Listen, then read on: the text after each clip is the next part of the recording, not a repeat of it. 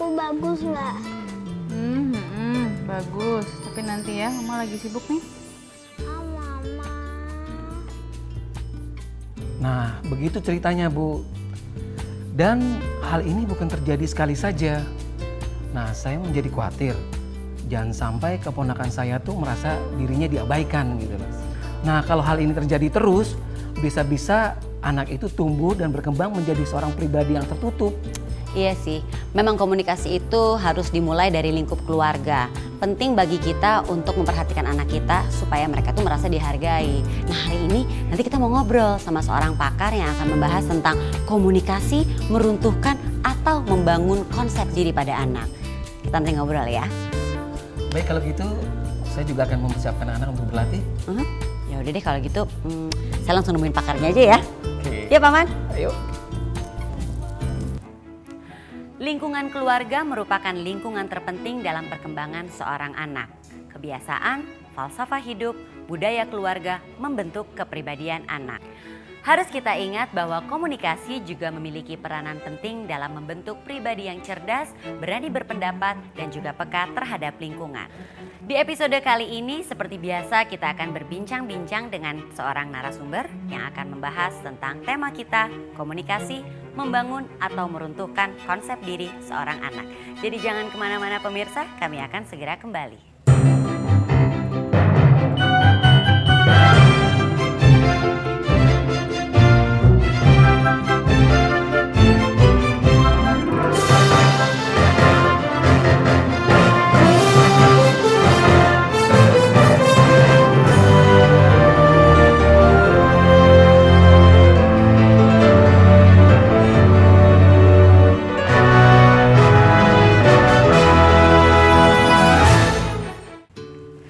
Baik pemirsa, kita akan langsung berbincang-bincang dengan narasumber kita, seorang pakar yang sudah hadir bersama kita. Beliau adalah Dr. Anda Rahmita P. Sunjoyo, seorang psikolog. Apa kabar Ibu Mita? Alhamdulillah baik. Baik, sehat ya Ibu ya.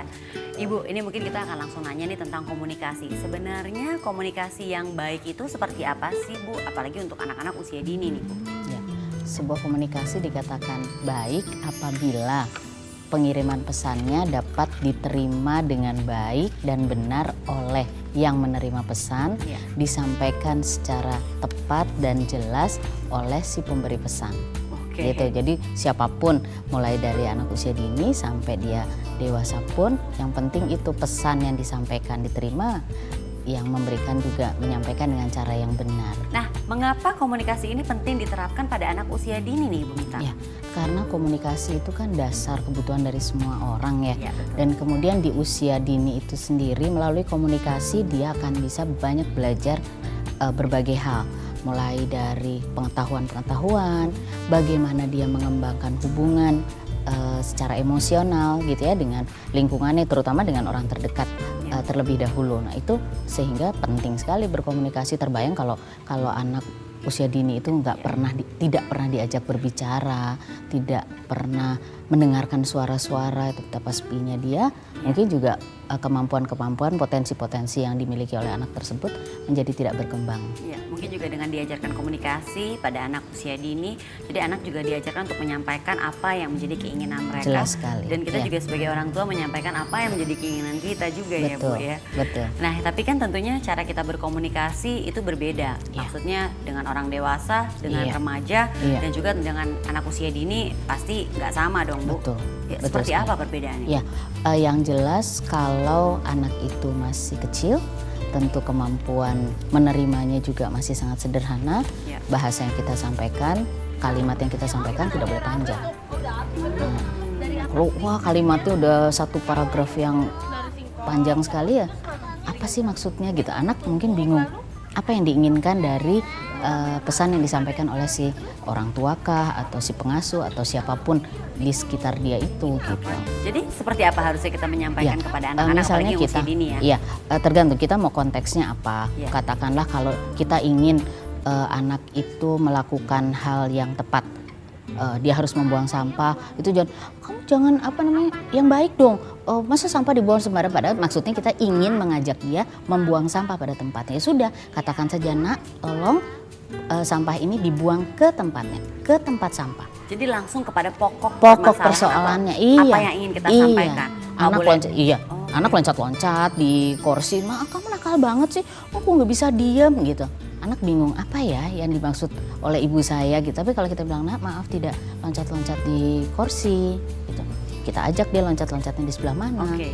Disertai dengan penjelasan tapi boleh dong misalnya Iya. jangan loncat-loncat di Di kursi, karena nanti bisa jatuh atau apa. Nah, kita bermainnya di sebutkan di mana dia bisa bermain itu. Gitu. Harus seperti itu ya. Iya. Ternyata memang kita pikir kalau komunikasi itu mudah sekali, ternyata nggak semudah itu ya. Sangat tidak. Baik, nanti kita lanjutin lagi obrolannya Baik. Ibu ya. Baik pemirsa, jangan kemana-mana karena setelah ini kita akan kembali lagi. Jadi tetaplah di Insan Cerdas Berakhlak Mulia.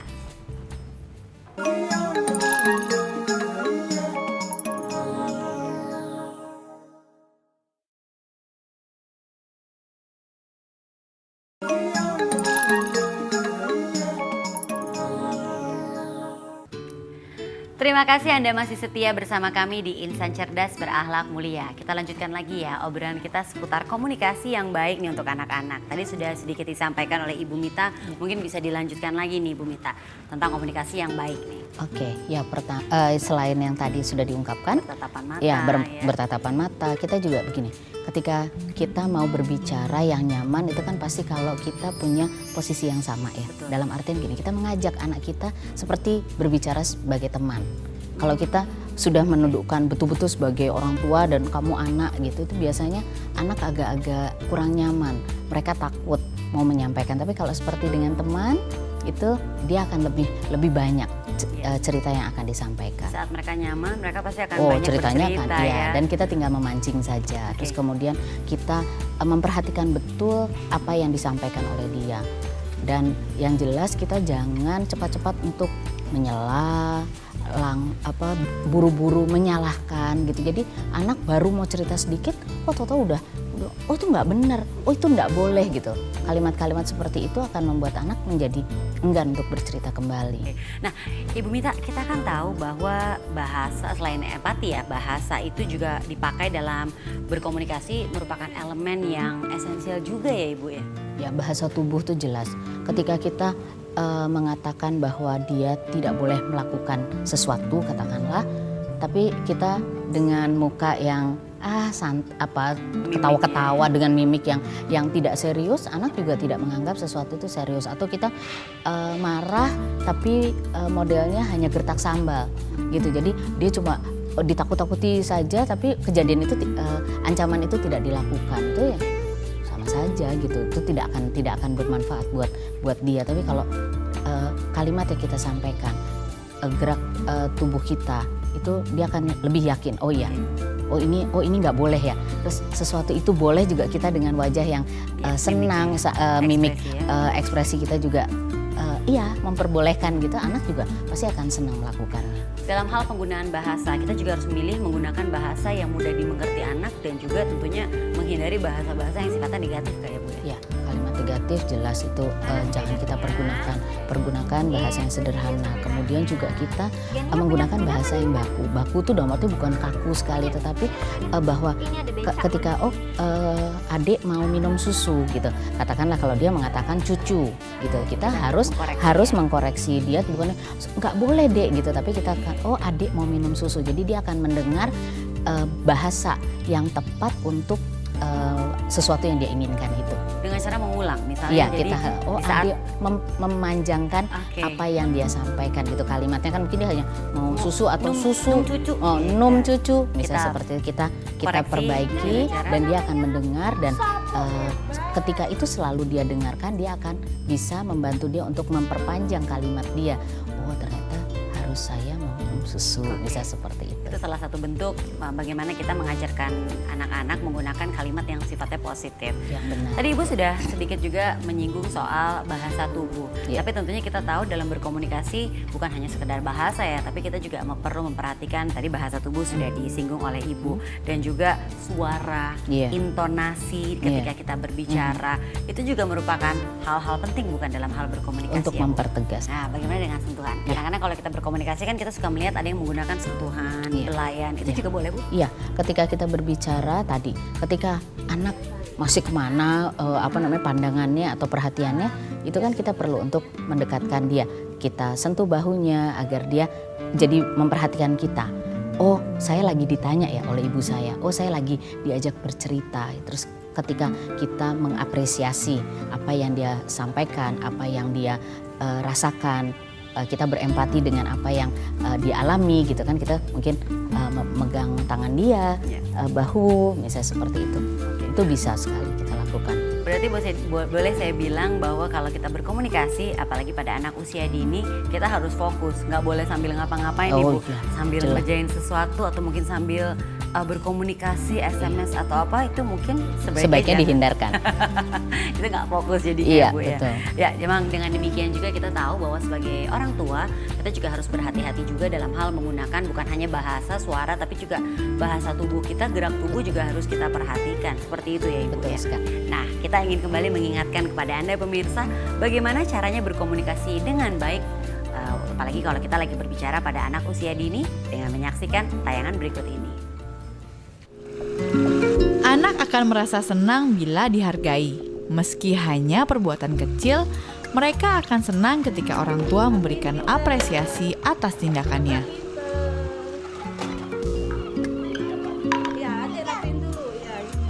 Kasih kakak baik. Ya. Baik, tadi rapin kakak pintar. Memberi pujian pada anak juga dapat membuat anak merasa dihargai. Selain itu, pujian pun bisa menumbuhkan rasa percaya diri pada anak sehingga mereka termotivasi untuk terus berkarya. Waduh, pintar ya kakak ya. Kakak pintar ya. Hebatnya anak ayah ya. Emosi yang masih belum stabil seringkali membuat anak mudah marah. Saat anak merajuk, tunggulah hingga ia tenang. Baru dekati dan tanyakan penyebab kekesalan hatinya. Yaudah ngerapin dulu sana. Yuk kita lah. Rapin yuk, rapin baju dulu. Jangan sampai anak merasa diabaikan. Apa kabarnya? Baik. Mana Urin sayang? Salin dong. Jadi bisa dibilang ternyata komunikasi ini bisa menyalurkan emosi anak, jadi anak itu bisa mengelola diri ya Ibu ya? Ya, karena dengan dia berkomunikasi, dia menyampaikan apa sih yang nggak nyaman pada diri dia gitu. Terus kemudian apakah yang dia sampaikan itu sesuai atau tidak, itu juga kita bisa menimpalinya atau kita bisa meresponnya melalui kita berkomunikasi tadi gitu. Sehingga oh ini tepat, oh ini tidak tepat, saya menyampaikan kekesalan saya, kemarahan atau apapun, atau kegembiraan saya pun. Gitu. Tapi apa yang terjadi kalau misalnya kita sebagai orang tua atau mungkin pengajar juga sudah berkomunikasi dengan baik kepada anak-anak kita, tapi anak-anak kita tidak menunjukkan respon. Ini apa yang harus kita lakukan Ibu? Ya, tentu kita harus lihat anak itu siap atau tidak. Itu biasanya kuncinya di situ. Kitanya udah kayaknya seperti itu, kita udah bagus, sudah tepat, sudah benar gitu. Ya anaknya belum siap, anaknya lagi aktif dengan kesenangannya dia, dia lagi mengerjakan sesuatu yang itu menjadi fokus dia. Tentu komunikasi yang kita sudah bangun atau yang kita sampaikan tentu nggak sampai gitu pada si anak. Oke, nah jadi apa yang harus kita lakukan nih jika kita berkomunikasi dengan anak yang memiliki masalah seperti yang tadi, mungkin belum siap atau mungkin ada masalah-masalah yang lain Bu? Ya, kita harus perhatikan sejauh mana gitu ya ketidakmampuan dia merespon komunikasi yang kita sampaikan atau yang kita bangun dengan dia gitu. Karena kalau di usia dini cabang-cabangnya jadi banyak penyebabnya. Apakah memang ada gangguan gitu ataukah itu memang lebih kepada teknik. Tadi bicaranya apakah kita sudah sejajar dengan dia, apakah kita memperhatikan dia, intonasi suara kita nyaman buat anak atau tidak. Hal-hal seperti itu harus jadi perhatian kita jadinya. Jadi banyak yang harus kita perhatikan. Ternyata dalam berkomunikasi itu bukan hanya sekedar berbicara ya Ibu ya. Sangat. Banyak hal-hal yang memang harus kita Berkontribusi. lakukan ya, dan juga ternyata hal-hal ini memiliki kontribusi dalam hal perkembangan juga anak berkomunikasi ya Ibu Ya, ya. betul Baik, sekali. Ibu nanti kita ngobrol-ngobrol lagi, masih banyak nih seputar komunikasi pada anak usia dini yang akan kita bahas. Jadi pemirsa jangan kemana-mana, kita akan kembali lagi setelah pesan-pesan berikut ini.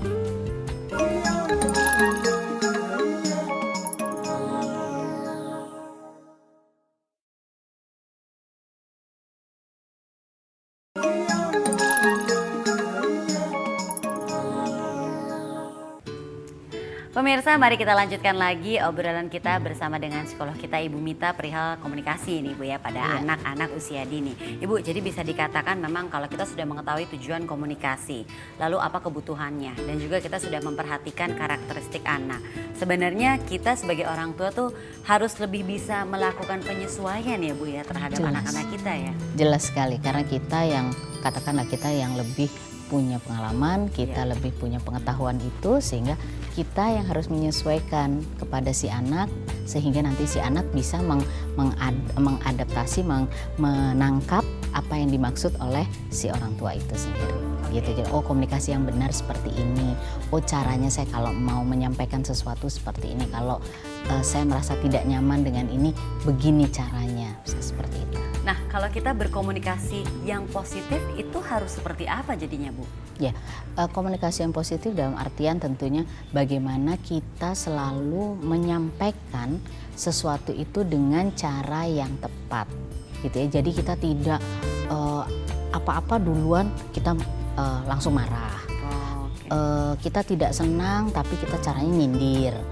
Atau anak mempunyai kemampuan sesuatu, berprestasi sesuatu, tidak dikomentari, tidak kita berikan apresiasi. Oh iya, wah lukisanmu bagus ya. Oh warna yang kamu pakai banyak sekali, bagus sekali gambarnya, atau apapun. Kita selalu memberikan umpan balik yang baik kepada si anak gitu loh. Jadi komunikasi positif di sini adalah kita bisa memberikan umpan balik yang positif kepada si anak. Berarti kalau kita ingin mengajarkan atau kita ingin anak-anak kita selalu berpikir positif, kita sebagai orang tua memang harus memberikan dan juga mencontohkan hal-hal yang positif ya Bu. Jelas. Dan juga tentunya menstimulasi otak anak-anak kita supaya memang berpikir positif, berkomunikasi yang juga bersifat positif. Seperti Jelas. itu ya Bu ya. Iya, Terus betul komunikasi yang dapat meruntuhkan konsep diri itu tuh seperti apa Ibu? Ya, biasanya itu terjadi kalau kesempatan menyampaikan pendapat itu tidak diberikan oleh kita. Jadi kita sebagai orang tua, udah nanti nggak perlu, nggak usah diceritain. Iya, kita tidak mau mendengar apa yang disampaikan oleh si anak, atau setiap pendapat, setiap pernyataan, setiap keinginan yang disampaikan oleh anak kita respon secara negatif, sehingga si anak kok kayaknya pendapat saya ini nggak betul ya. Oh kok sepertinya permintaan saya ini tidak menyenangkan buat orang tua. Loh kok kemampuan saya yang seperti ini